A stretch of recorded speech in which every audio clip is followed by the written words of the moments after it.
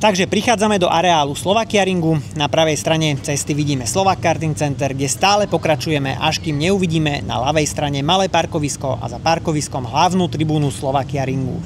Na parkovisku zaparkujeme a pokračujeme ďalej, kde už uvidíme vlajky a stan DRX. Na prvom bode kontaktu dostanete papiere, ktoré sú potrebné na registráciu a vyhlásenia, ktoré musíte vypísať. Takisto vám tu skontrolujú poukážky, ktoré na jazdu si musíte priniesť vo vytlačenej forme. A môžeme pokračovať ďalej, k druhému kontaktnému bodu.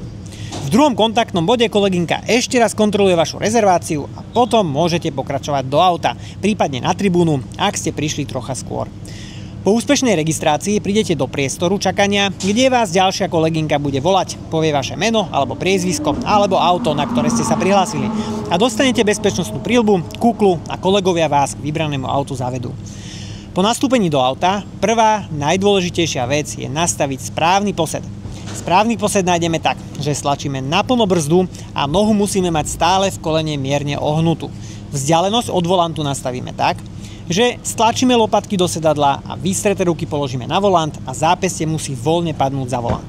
Správne držanie volantu je vždy a celý čas poloha o 3/4 Volant držíme počas celej jazdy dvoma rukami a ruky neprehadzujeme.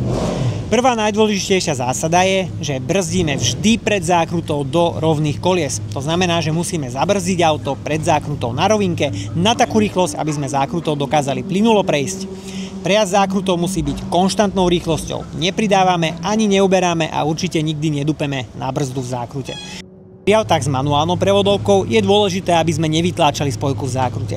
Na výjazde zo zákruty je dôležité, aby sme pridávali plynule a nedupli hneď na plyn a hlavne plný plyn pridávame, až keď máme volant rovno. Pri predbiehaní vás inštruktor včas informuje, z akej strany predbieha na vás vozidlo zozadu alebo z akej strany predbiehate vy. Pre nás je najdôležitejšie vaša bezpečnosť.